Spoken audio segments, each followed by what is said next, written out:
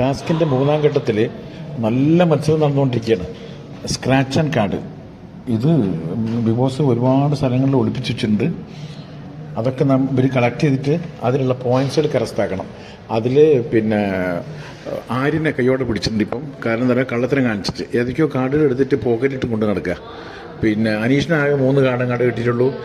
8 കാർഡോ 8 9 കാർഡും കണ്ടെടുത്തിട്ട് അനുമോൾക്ക് ഇതൊക്കെ ഇവിടുന്ന് കിട്ടുന്നതല്ല.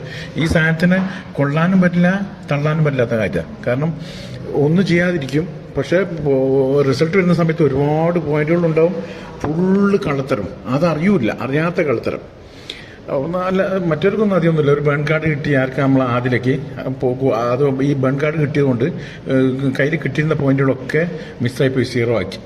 ബിഗ് ബോസിൻ്റെ വാണിംഗ് ആര്യന് കിട്ടിയിരുന്നത്. കാരണം കള്ളത്തരം കാണിച്ചിട്ട് മിണ്ടാതിരിക്കുക, എന്നിട്ട് പോയിന്റ് പറയുമ്പോൾ ഉള്ള പോയിന്റുകൾ ബാക്കി പറഞ്ഞു.